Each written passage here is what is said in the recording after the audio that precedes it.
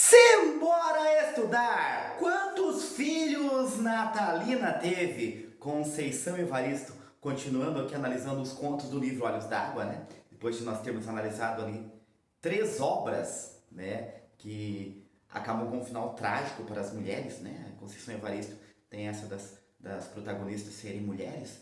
Então nós tivemos ali os contos Ana da Venga, do Zuquerença e Maria, em que, né, contos que terminam com a morte trágica, né, dessas 3 personagens femininas. Aqui eu já adianto que nós não vamos ter isso. Nós vamos ter morte, tá? Mas não vamos ter a morte da protagonista, né? Então, quantos filhos Natalina teve, né? Aí já nos leva a pensar o quê? Natalina teve mais de um filho, teve vários filhos, né? E o conto começa assim. Natalina alisou carinhosamente a barriga. O filho pulou lá de dentro, respondendo ao carinho. Ela sorriu feliz. Era a sua 4ª gravidez e o seu primeiro filho, só seu, de homem algum, de pessoa alguma. Aquele filho ela queria, os outros não. Os outros eram como se tivessem morrido pelo meio do caminho. Então perceba, já dá a indicação ali que ela, né, ela teria, né, estava alisando a barriga, ela queria ter aquele filho, né, e que era a 4ª gravidez. E o seu primeiro filho, ou seja, as outras 3 gravidezes não foram filhos dela, tá? Só seu, mais importante, só seu, né? E aí nós vamos ver o que acontece então com essa personagem Natalina. Natalina já tem um nome aí, né? Sempre prestem atenção nos nomes, né? Natalina já vem de Natal, né? De Natal, então pega isso, né? Pega isso aí, Natal, né? Essa data tão importante, tá? Bom, primeiro filho da Natalina então, né?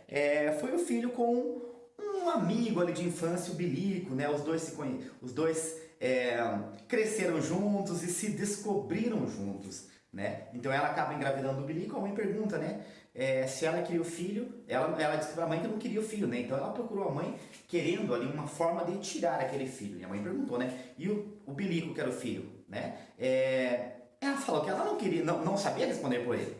Porém, ela não queria. Então aí a gente já vê a personalidade forte, né? Essas mulheres aqui da Conceição Evaristo são fortes. Eu não quero saber dele, eu não quero filho, tá? Então, né, já colocando isso ali já pra mãe, eu não quero. E a mãe foi atrás dos chás, né? Mas os chás não adiantaram e não descia, né? As regras dela, né? A menstruação dela ali não descia, né? E a mãe até falou, né? Ó, eu vou tentar mais um pouco as beberagens, mas se você não tiver jeito, a gente leva você para Saprachetes. Saprachetes era uma velha parteira que havia ali, né, que conhecia tudo ali sobre, né, sobre as técnicas ali para abortivas. E só que havia uma espécie de história que corria ali, que a Saprachetes, ela se alimentava dos fetos. Então as mulheres abortavam e ela se alimentava dos fetos, tá?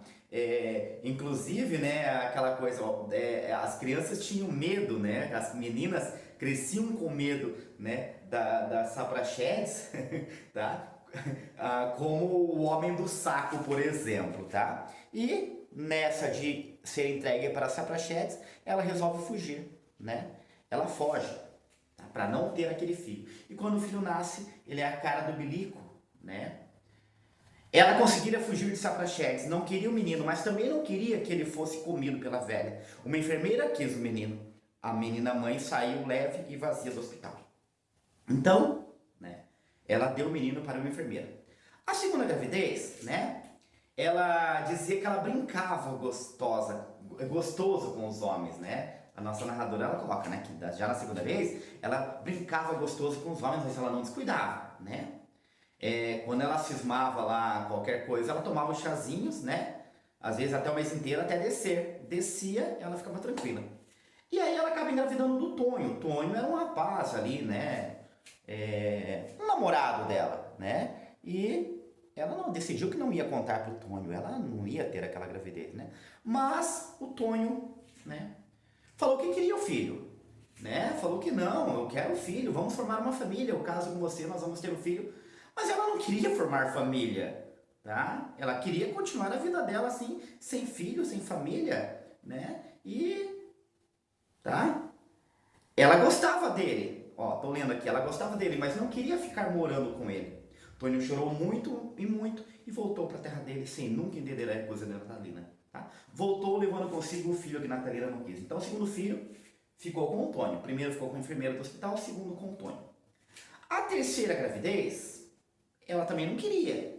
Mas quem quis foi um casal para o qual Natalina trabalhava. A mulher, né, a sua patroa, não conseguia ter um filho, então eles, né, convenceram a Natalina a ter uma barriga ali de aluguel, né? Ela transou com o patrão, né, com o consentimento ali da patroa, né? Até é bem estranho tudo isso, né? Porque ela vai narrando que cuidavam bem dela, tudo, né? E ela tem um filho e entrega também, tá? Para nova mãe, né? Que é do terceiro. E o quarto filho, né? Que esse é o quarto filho que lá no começo ela coloca que ela estava alisando a barriga, que ela queria, né? O quarto filho foi vítima de um estupro, tá? Então eu vou ter alguns trechos. É sempre bom ler, né, a Conceição Evaristo, porque eu acho uma linguagem muito crua, muito direta, só que com muita poesia também, tá? Então eu vou ler aqui a cena, né, em que acontece, tá? O estupro dela e logo depois, né, o que vai acontecer dela depois desse ato, tá? E tem algo aí muito importante que eu não quero falar para vocês até chegar a hora. Ela tremia, seu corpo e sua cabeça estavam como se fossem arrebentar de dor. A noite escura não permitia que divisasse o rosto do homem. Ele gozou feito cavalo enfurecido em cima dela. Depois tombou sonolento ao lado. Foi quando, ao consertar o corpo para se afastar dele, ela esbarrou em algo no chão. Pressentiu, era a arma dele. E aí nós vamos pensando o que vai acontecer, né? O movimento foi rápido, o tiro foi certeiro, tão próximo que Natalina pensou estar se matando também. Fugiu, guardou tudo só para ela. A quem dizer o que fazer, só que guardou mais do que o ódio, a vergonha, o pavor e a dor de ter sido violentada. Guardou mais do que a coragem da vingança e da defesa. Guardou mais do que a satisfação de ter conseguido retomar a sua própria vida. Guardou a semente invasora daquele homem. Poucos meses depois, Natalina se descobriu grávida, tá? E aí a Natalina se vê feliz, né?